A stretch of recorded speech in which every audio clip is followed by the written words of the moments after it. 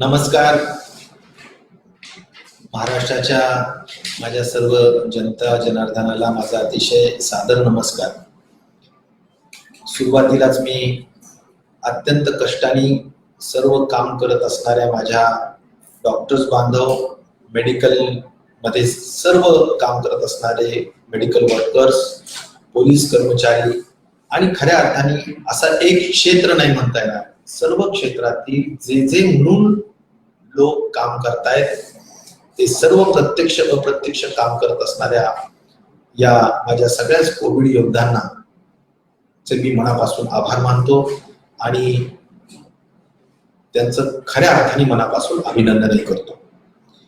आज लॉकडाऊन 4 या अनुषंगाने खऱ्या अर्थाने काही मार्गदर्शक सूचना राज्य शासनाने आपल्यापर्यंत सादर केलेल्या आहेत.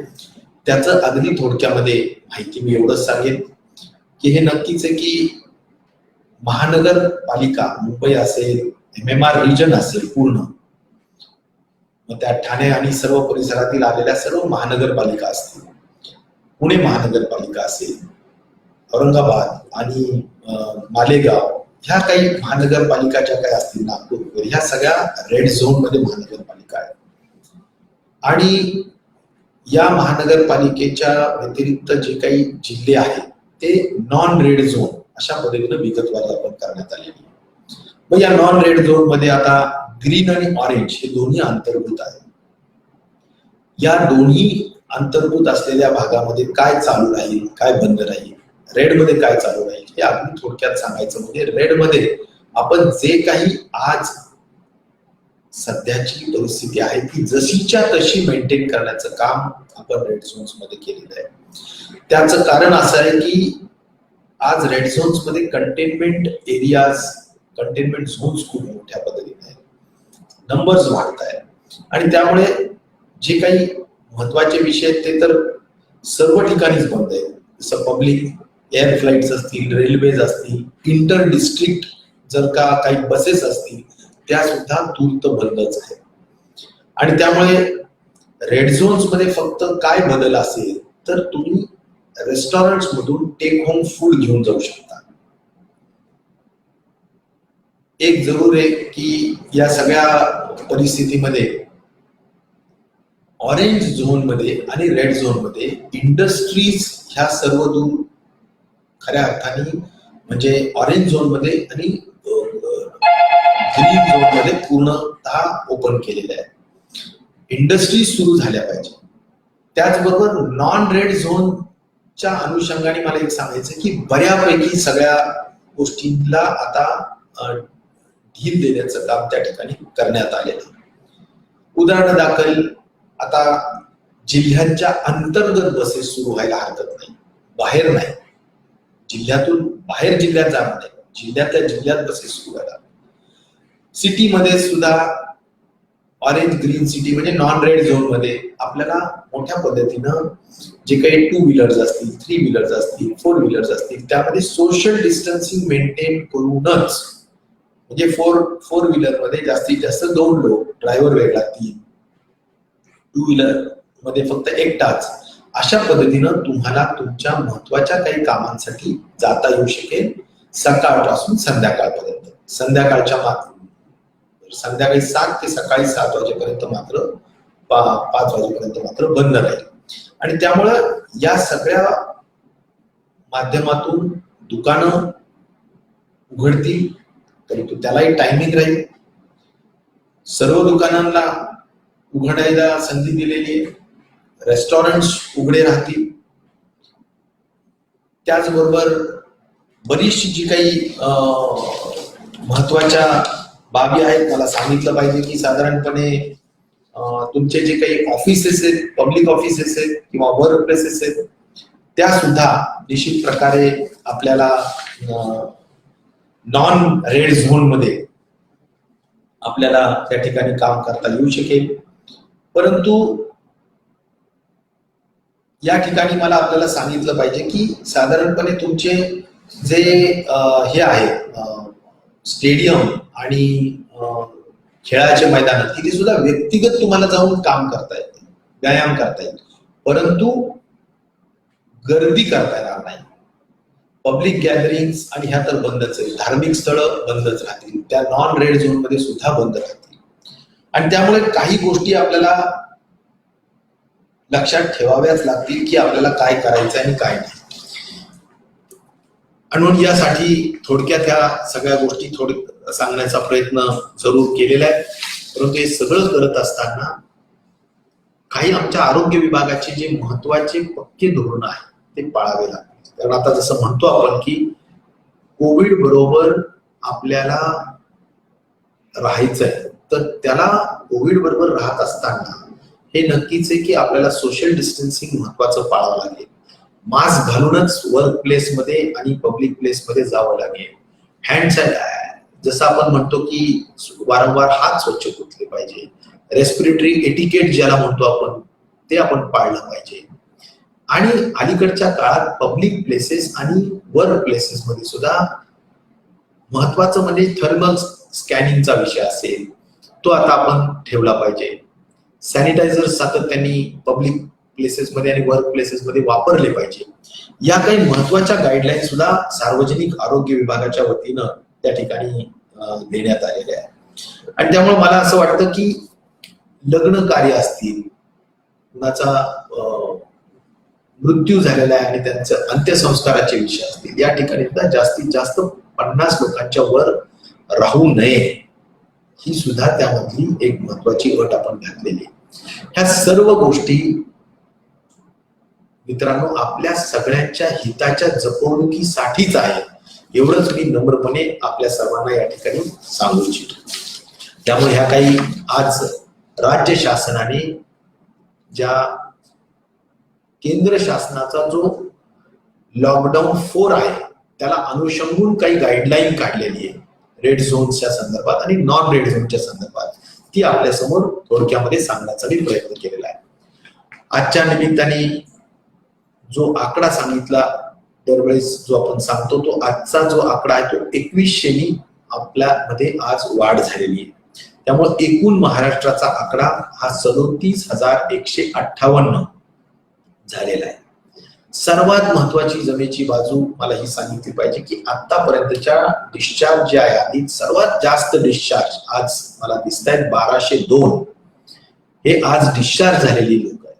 त्यामुळे एकूण जवळजवळ 9,639 म्हणजे जवळजवळ 10,000 जे कोविड पॉझिटिव्ह होते ते डिस्चार्ज होऊन बरे होऊन ते घरी गेलेले आहेत.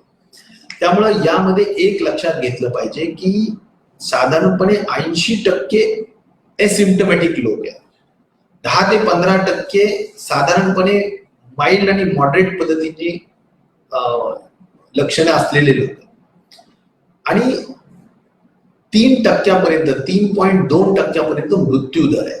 जरूर 3.25% 100 लोक आज मृत्यू पडले, हे चित्र नक्कीच चांगलं नाही. परंतु यामध्ये काही बाजू ही पण घेतली पाहिजे जमेची की 97 लोक बरे होऊन बाहेर गेलेले आहेत किंवा म्हणजे बाहेर जात आहेत. यामध्ये मृत्यूचा दर कमी आहे. त्यामुळे एकदम घाबरून जाण्याची गरज नाही. कोविड झाला म्हणजे कोरोना झाला किंवा आपल्यामध्ये आपण पॉझिटिव्ह आलो म्हणजे एकदम घाबरून जाण्याचा नक्कीच विषय नाही. आणि तो जो स्टिग्मा ज्याला म्हणू आपण की समाजाने सुद्धा काही एकदम बहिष्कृत करणं, घराच्या लोकांनी प्रेमाच्या लोकांनी सुद्धा त्याला बहिष्कृत करणं, मला वाटतं की ही अत्यंत माणसाच्या दृष्टिकोनातून ही चुकीची वर्तणूक राहील. त्यामुळं माणसाने माणसाशी माणसाप्रमाणे वागावे, माणसाने माणसाशी माणसाप्रमाणे वागावे ही मला जाणीवपूर्वक या ठिकाणी सांगावंसं वाटतं. कारण अशा अनेक मुंबईमधल्या अपार्टमेंट मधून किस्से ऐकायला मिळतात की एखाद्या मोठ्या अपार्टमेंटमध्ये एखाद्या फ्लॅटमध्ये कोणी पॉझिटिव्ह आला किंवा होम क्वारंटाईन जरी केलं तरी तुझा रिपोर्ट आला नाही, तू आता पब्लिक टॉयलेट यूज करू नको, तू त्या फ्लोअरवरची कॉमन टॉयलेट यूज करू नको, अगोदर रिपोर्ट येऊ दे. अशा पद्धतीने ही वागणूक देऊन चालणार नाही. आपण सॅनिटाईज करावं, आपण सोशल डिस्टन्सिंग मेंटेन करावी, आपण खूप झालं तर मास्क वापरावेत, या ज्या काही गोष्टी आहेत त्या कराव्यात. परंतु आज त्यांना ही वागणूक देऊन त्यांच्या मानसिक ताण वाढवण्याची निश्चित प्रकारे गरज नाही, हे मी जाणीवपूर्वक महाराष्ट्राच्या जनतेला सांगू इच्छितो. कोविड पॉझिटिव्ह असलेल्या लोकांच्या वर्तणुकीच्या बाबत. त्याचबरोबर एक नक्कीच आहे की मुंबई पुणे अनेक लॉकडाऊन्समुळे 3 लॉकडाऊन्समुळे अडकलेले लोक आता आपण त्यांना जाण्याची मुभा दिली, त्यामुळे बरेचसे लोक आपापल्या गावी जात आहेत. गावी गेलेले, त्या गावी गेलेल्या लोकांना सुद्धा आपण एकतर होम क्वारंटाईन करतो किंवा त्यांना इन्स्टिट्यूशन तिथेच गावात शाळेमध्ये एखाद्या धर्मशाळेमध्ये कुठल्या हॉलमध्ये आपण ठेवतो. त्यांच्यावर 5-6 दिवस सहज लक्ष देतो की बाबा कोणाला काही आजारी आहेत का, कोणी काही त्यांना ताप आहे का, ह्या सगळ्या गोष्टींचं निरीक्षण करून त्यांची तपासणी देखील करतो. तर या सगळ्या गोष्टी कराव्यात, परंतु त्यांच्याशी सुद्धा हीन वागणूक देण्याचं कारण नाही. जागरूकता जरूर असली पाहिजे, शिक्षित जरूर व्हा, परंतु वर्तणुकीमध्ये निश्चित प्रकारे आपल्या माणुसकी घालवू नये एवढी मी आवर्जून बदललेल्या परिस्थितीमुळे या ठिकाणी मी आपल्याला सर्वांना सांगू इच्छितो. जरूर या सगळ्या परिस्थितीमध्ये आपल्या सगळ्यांना सांगितलं पाहिजे की डबलिंग रेट हा सुधारतो. डबल होण्याचं जे प्रमाण आहे पूर्वी 7 असायचं, नंतर 10 होतं, आज 14 पर्यंत ते जवळजवळ गेलेलं आहे. रिकव्हरीची टक्केवारी 25% दररोज 25% लोक रिकव्हर होत आहेत. त्यामुळे ह्या सगळ्या काही गोष्टी जमेच्या आहेत. जरूर संख्या वाढते कारण आपली टेस्टिंग कॅपॅसिटी प्रचंड आहे आणि त्यामुळे दररोज आपण 15,000च्या वर टेस्टिंग करण्याचं काम देशामध्ये कदाचित एवढी टेस्टिंग कुठेही होत नसेल, एवढी टेस्टिंग आपण आपल्या महाराष्ट्रामध्ये करतो. 67 ठिकाणी टेस्टिंगची व्यवस्था आहे, जी पूर्वी फक्त ज्यावेळी कोरोनाचा पहिला पेशंट होता 1 ठिकाणी. आणि त्यामुळे जरूर आपल्या पर मिलियन जो काही आपला टेस्टिंगचा जो विषय आहे तो महाराष्ट्रात मुंबईमध्ये सर्वाधिक आहे आणि म्हणून सुद्धा आपण अधिक टेस्टिंग करतोय तर अधिक आपल्याला रुग्ण सापडतायत, परंतु चिंता करण्याचा विषय नाही कारण ते सर्व लोक बरे होत आहेत. आज काही महत्वाचे प्रश्न जे मला दिसले, फोन्स येतात, संपर्क असतो, माझ्या माध्यमांच्या माध्यमातून कळतात, वर्तमानपत्रातून कळतात. त्यामध्ये 2-3 महत्वाचे प्रश्न आहेत की मुंबई वगळता इतर बाहेर पूर्ण राज्यांमध्ये कुठेही आज बेड्स उपलब्ध नाहीत अशी परिस्थिती नाही. जे 3 कॅटेगरी केलेले आहेत, CCC म्हणजे कोरोना केअर युनिट असेल किंवा दुसरं आपलं हेल्थ केअर असेल आणि तिसरं आपलं कोविड हॉस्पिटल असेल, यामध्ये कुठेही महाराष्ट्रामध्ये आपल्याला कमतरता नाही. संसाधनामध्ये कुठलीही कमतरता नाही, डॉक्टर्स मध्ये नाही, PPE किट्स मध्ये नाही, व्हेंटिलेटर्स मध्ये नाही, कुठल्याही गोष्टीमध्ये नाही. मुंबईमध्ये जरूर ICU बेड्सच्या हद्दीपर्यंत हँड टू माउथ ज्याला म्हणतो आपण, ती परिस्थिती सध्याच्या परिस्थितीत आहे, अलीकडच्या परिस्थितीत आहे. परंतु ही परिस्थिती कायम राहणार नाही याची व्यवस्था महाराष्ट्र शासनाने जरूर केलेली. माननीय मुख्यमंत्री महोदयांनी सुद्धा याबाबत जाणीवपूर्वक मुंबईमध्ये अनेक मोठमोठे हॉस्पिटल्स उभा करण्याचं काम मागच्या 15-20 दिवसामध्ये केलेलं आहे, ज्यामध्ये मी आवर्जून सांगेन की आपला जो वरळीचा डोम आहे तिथे 1000भर लोक राहत आहेत. BKC मैदाने मी स्वतः जाऊन त्या ठिकाणी बघून आलो, माननीय पवार साहेबही बरोबर होते. 1000 लोक त्या ठिकाणी राहत आहेत. 1008 लोकांची व्यवस्था केली. पुन्हा ऍडिशनल 1000 कॅपॅसिटीची तयारी त्या ठिकाणी लगेचच करण्यात येत आहे आणि त्याच्यामध्ये सुद्धा ICU ची तयारी सुद्धा करण्यात येते. त्याचबरोबर गोरेगाव असेल, ऍडिशनल आता मुलुंड आणि दहिसरला आपण करतो. आणि या व्यतिरिक्त मला हे सांगायचंय की हे झाले ऍडिशनल CCC आणि DCHC आणि DCH. परंतु आपलं एक टार्गेट असं आहे की जवळजवळ आपण CCCच्या अनुषंगाने जे आयुक्त चहल आहेत त्यांनी मध्ये सुद्धा सांगितलं होतं की 1,00,000 बेड पर्यंत, आज आपले 60,000 पर्यंत आहेच, पण आणखी 43,000 बेड वाढवतोय. 1,00,000 बेड CCC कॅटेगरीमध्ये आपण वाढवतो. DCHC कॅटेगरीमध्ये आपण 15,000 बेड्स पर्यंत जातो आणि ICU कॅटेगरीमध्ये आपण 2,000 बेड्स पर्यंत जातो. हे आपलं उद्दिष्ट आहे आणि ते करण्याच्या दृष्टिकोनातून अत्यंत द्रुत गतीनं वाटचाल मुंबईमध्ये या ठिकाणी सुरू आहे. आणि त्यामुळे आजची जी परिस्थिती आहे जरूर आहे, न मानण्यासारखा विषय नाही. जे खरी वस्तुस्थिती ती सांगितली पाहिजे. आजची परिस्थिती आहे परंतु ती कायम राहणार नाही. कारण आता अलीकडच्या काळात डिस्चार्जची पॉलिसी बदललेली आहे. डिस्चार्ज पॉलिसीमध्ये 10व्या दिवशी एसिम्प्टोमॅटिकला आपण डिस्चार्ज देतो आहोत, त्यामुळे सुद्धा बेड्स उपलब्ध होत आहेत. आपण नवीन एक धोरण स्वीकारलेलं आहे की प्रायव्हेट हॉस्पिटल्स जेवढे आहेत ह्या सगळ्या प्रायव्हेट हॉस्पिटल्समध्ये त्यांचे एकूण बेडच्या 80% बेड्स हे शासन साठी म्हणजे कोविड नॉन कोविड साठी त्यांच्याकडून घेण्यात येणार आहे. तशा पद्धतीचं आता नोटिफिकेशन इश्यूड झालेलं आहे. आणि त्याचबरोबर आपण या सगळ्या गोष्टींच्या व्यतिरिक्त म्हणजे यांना दर सुद्धा शासन ठरवेल त्या दराने आपण ते दर लावावेत आणि 20% मात्र जे ते प्रायव्हेट हॉस्पिटल ठरवेल तो दर राहील अशा स्वरूपाचं सुद्धा नोटिफिकेशन आम्ही लवकरच त्या ठिकाणी जारी करत आहोत. एवढंच नाही तर दर नियंत्रण करणं हा सुद्धा महाराष्ट्र एकमेव राज्य असं आहे की ज्यांनी देशामध्ये दर नियंत्रण केलेले आहे. आणि एक जिप्सा आणि टीपीएच्या दराप्रमाणे किंवा इन्शुरन्सच्या दराप्रमाणे जे काही पॅकेजेसचे दर आहेत त्याच्यापेक्षा जास्त पर बेड चार्ज करू नये असं देखील आपण त्या ठिकाणी सांगण्यात आलेलं आहे. आणि त्यासाठी सक्षम अधिकारी सुद्धा नेमलेला आहे. जिल्हाधिकारी आणि खास करून आपले जे इथले जे सक्षम अधिकारी आहेत डॉक्टर शिंदे नावाचे, मुंबईमध्ये जिथे बेड्स उपलब्धतेचा किंवा जास्त दर लावण्याचा प्रकार आहे त्या ठिकाणी तुम्ही तक्रार करू शकता आणि अशा काही खूप जास्तीचे दर लावले असतील तर ते दर कमी करून तुम्हाला न्याय देण्याच्या दृष्टिकोनातून सुद्धा व्यवस्था या दर नियंत्रण कायद्याच्या अनुषंगाने करण्यात आलेली. त्यामुळे दर नियंत्रण कायदे केले, बेड्स उपलब्ध करून देण्यासाठी नवीन बेड्स उपलब्ध पण केले जात आहेत. आणि खाजगी रुग्णालयांचे सुद्धा आज जर का बघितलं तर अनेक मोठमोठ्या हॉस्पिटल्समध्ये फक्त 20%, 15%, 20% एवढेच बेड्स ऑक्युपाईड आहेत. म्हणजे याचा अर्थ 70-80% बेड्स अजून उपलब्ध आहेत. तर ते बेड्स आपण आपल्या दृष्टिकोनातून घेऊन त्याला सुद्धा एक विशिष्ट शासकीय दरच राहायला पाहिजे असा दंड त्या ठिकाणी आपण लावलेला आहे. हे या धोरणाला मला असं म्हणता येईल की पेशंट सेंट्रिक धोरण म्हणजेच केंद्रबिंदू आमचा हा खऱ्या अर्थाने रुग्ण आहे आणि त्याला अनुषंगून त्याच्या हिताच्या जपवणुकीच्या अनुषंगूनच आपण खऱ्या अर्थाने हे धोरण या ठिकाणी राज्यभरामध्ये आपण त्या ठिकाणी करतो आहोत. त्याबरोबरच आता एक नक्कीच आहे की पावसाळा आहे, अवघ्या दीड महिन्यावर आलेला आहे आणि त्यामुळे पावसाळा बरोबरच काही प्री मान्सून कामं खास करून पब्लिक हेल्थ डिपार्टमेंटच्या अनुषंगाने करणं गरजेचं आहे.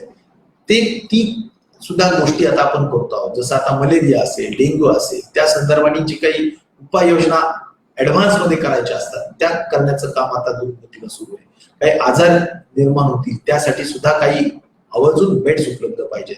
त्यामुळे खास करून हे जे काही प्रायव्हेट हॉस्पिटल्स आहेत तिथे ऍक्सिडेंट असतील, तुमच्या डिलिव्हरीज असतील किंवा ब्रेन स्ट्रोकचे पेशंट्स असतील, रिनल फेल्युअरचे डायलिसिसचे पेशंट्स असतील, या संदर्भाने जे काही पेशंट्स वगळून इतर बेड्स त्यांनी आपल्याला उपलब्ध करून दिले पाहिजे. खासगी डॉक्टर्सची सेवा सुद्धा आपण त्यांना उत्तम पद्धतीचं महिन्याला रेन्युमरेशन देऊन पगार देऊन खासगी डॉक्टरची सेवा घेण्याच्या सुद्धा सर्व दूर त्या ठिकाणी मुंबई महानगरपालिकेने ठरवलेलं आहे, पुणे महानगरपालिकेने ठरवलंय आणि सर्व महानगरपालिकेला तशा पद्धतीचे अधिकार त्या ठिकाणी देण्यात आलेले आहेत. एक सर्वात महत्वाचं जसं आहे की या लॉकडाऊनची जी काही गोष्ट आहे ह्या लॉकडाऊनमुळे आपण स्प्रेड ऑफ व्हायरस थांबवतो. पण मीनवाईल याचा उद्देश काय की आपलं हेल्थ इन्फ्रास्ट्रक्चर आपल्याला सुधारलं पाहिजे आणि म्हणून त्या अनुषंगाने आपण आपलं हेल्थ इन्फ्रास्ट्रक्चर सुधारण्याच्या दृष्टिकोनातून जरूर प्रयत्नशील आहे. परंतु त्यातला महत्वाचा भाग आहे की आपल्याजवळ रिक्त जागांचं प्रमाण वर्षानुवर्ष खूप मोठ्या पद्धतीने होतं. त्या रिक्त जागा भरून काढण्याच्या दृष्टिकोनातून मी खूप आग्रही होतो. माननीय मुख्यमंत्री उपमुख्यमंत्र्यांनी त्याला मान्यता दिलेली आहे आणि त्याची प्रक्रिया कालच मी 4 तास बैठक घेऊन याची प्रक्रिया सुरू केलेली आहे. आणि त्यामुळे येणाऱ्या 1-2 महिन्याच्या आत कुठल्याही परिस्थितीत सार्वजनिक आरोग्याच्या 17,000 जागा आणि त्याच अनुषंगाने मेडिकल एज्युकेशन असेल किंवा कॉर्पोरेशन असतील त्यांच्या सुद्धा हेल्थच्या संबंधितल्या जागा ह्या तत्परतेने भरून काढण्याच्या दृष्टिकोनातूनचे प्रयत्न होणार आहेत. त्यामुळे ह्याच्यात स्पेशलिस्ट डॉक्टर्स आले, ह्याच्यात एमबीबीएस डॉक्टर्स असतील किंवा यामध्ये प्रामुख्याने नर्सेस असतील, टेक्निशियन्स असतील किंवा एमपीडब्ल्यूज असतील, अगदी वॉर्ड बॉय आणि क्लास 4 पर्यंतचे लोक असतील, या सगळ्यांची भरती अत्यंत जलद गतीनं करण्याच्या सूचना आम्ही आमच्या डिपार्टमेंटला दिलेल्या आहेत.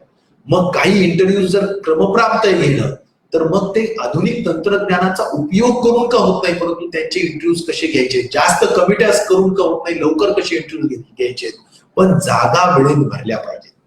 कारण जागा भरल्या तरच हेल्थ इन्फ्रास्ट्रक्चर निश्चित प्रकारे त्या ठिकाणी पूर्णत्वाला येईल आणि ते करण्याचं काम आपल्याला द्रुतगती आपण त्या ठिकाणी करतो आहोत.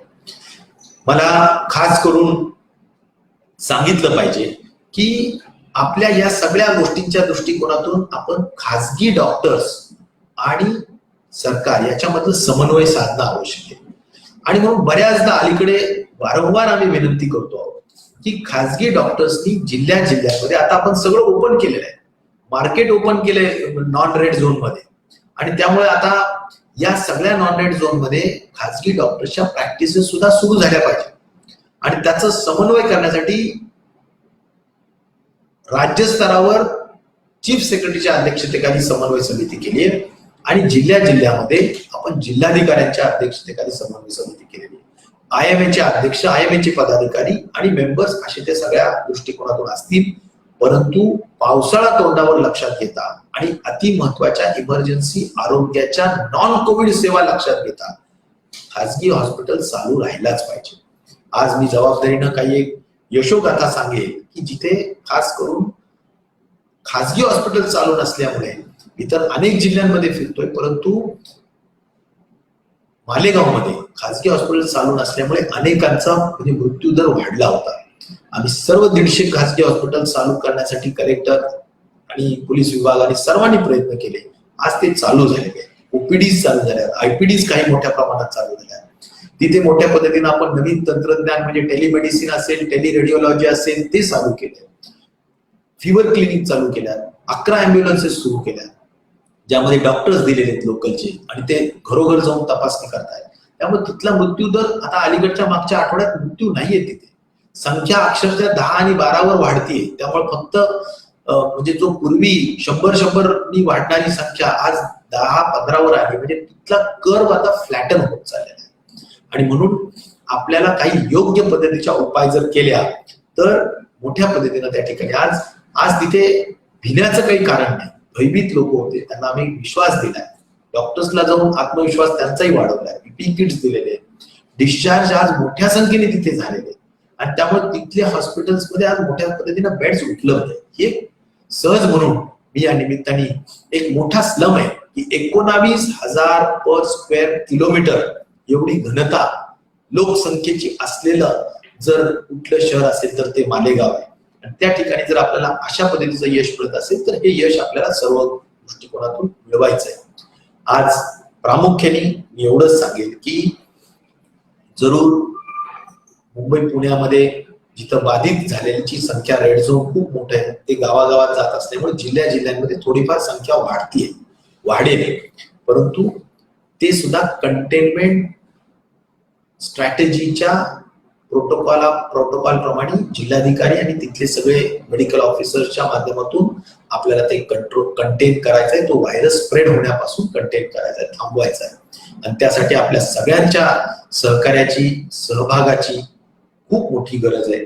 मी पुन्हा आपल्याला एवढंच सांगितलं की अनेक गोष्टी आहेत. आता आपण सगळ्यांचं जे दररोजचं जीवनमान आहे किंवा दररोजचं जे दैनंदिनी आहे, या दैनंदिनीमध्ये कुठल्याही स्वरूपाने आपल्याला मनामध्ये भीती न बाळगता परंतु जागरूक राहून काम करायचंय. कोरोना बरोबर राहायला शिका याचा अर्थच असा आहे की कोरोनाला आज आपल्याजवळ वॅक्सिन नाहीये आणि ट्रीटमेंट नाहीये, परंतु जग थांबू शकणार नाहीये. त्यामुळं आपल्याला कामकाज चालू करावं लागेल, आपले दररोजचे कर्म हे करावे लागतील, परंतु ते एका वेगळ्या आत्मविश्वासाने करावे लागतील. आणि ते करण्याच्या दृष्टिकोनातून आपण वाटचाल करूया. त्यासाठी आपली स्वतःची इम्युनिटी आपण स्ट्रॉंग करूया, प्रतिकार शक्ती आपण स्ट्रॉंग करूया. त्यासाठी आयुषची एक कमिटी आम्ही गठीत केलेली आहे डॉक्टर तात्याराव लहानेंच्या अध्यक्षतेखाली, की जिथे काही आयुषचे डायरेक्टर डॉक्टर कोहली वगैरे पण आहेत. ह्या सगळ्यांच्या अनुषंगाने केंद्र आणि राज्याचं एक मार्गदर्शिका उद्या ती वितरित केली जाते. ती सुद्धा आम्ही वेबसाईटवर आणि सर्व वर्तमानपत्रांना माध्यमांना आपल्याला जरूर देऊ, की ज्यांच्या माध्यमातून आपल्याला स्वतःची प्रतिकार शक्ती, इम्युनिटी वाढवता येईल आणि त्या बळावर, त्या आत्मविश्वासावर आपल्याला सोशल डिस्टन्सिंग आणि मी सांगितलेल्या सर्व नियम, डूज अँड डोंट्स हा जो काय आहे हा पाळून आपल्याला कामकाज करावं लागेल. आणि नॉन रेड झोन हा खूप मोठा आहे आणि त्या दृष्टिकोनातून मला वाटतं आपण शेतीचे काम असतील, आपल्याला व्यवसायाचे काम असतील, इंडस्ट्रीचे काम असतील, आपण कामगार असू, आपण शासकीय कर्मचारी असू, आपण सगळ्यांनी एक नियम पाळून आपण कामकाजाला लागायला अजिबात अडचणीचा विषय नाहीये. हीच पक्का आत्मविश्वास ठेवा की आपलं हे सर्व बरं होतच, काही त्याच्यात काळजीचा विषय नाही. फक्त आपण सतर्क राहायला पाहिजे, जागरूक राहायला पाहिजे. आणि मला वाटतं या सर्वांच्या माध्यमातून आपल्याला या सगळ्या गोष्टी निश्चित प्रकारे आपल्याला या सगळ्या गोष्टींवर यश करता येतं. असं म्हणतात की आपल्याला या व्हायरसला किंवा कोरोनाला एकतर मेडिकली त्याला खऱ्या अर्थाने त्यात म्हणजे त्याला आपण म्हणता येईल की मेडिकल डेथ किंवा सोशल डेथ या व्हायरसच्या आणावं लागेल. तर मेडिकल डेथ येईल त्यावेळी येईल, आपलं त्याच्यावर संशोधन चालू आहेत, काम चालू आहे. परंतु सोशल डेथच्या अनुषंगाने म्हणजेच आपण सगळ्यांची आपली जी मानसिकता आहे ती मानसिकता आपण जर का पक्की केली, निर्भीड राहून काम केलं तर निश्चित प्रकारे मला वाटतं की आणि माणुसकीनी वागण्याचं काम केलं तर निश्चित प्रकारे मला वाटतं की याच्यावर आपल्याला विजय मिळवता येईल आणि आपल्याला पुढे आपल्या जीवनामध्ये जाता येईल. आपल्या सगळ्यांचं खूप खूप धन्यवाद आणि पुढच्या कामासाठी खूप मनापासूनच्या शुभेच्छा. धन्यवाद.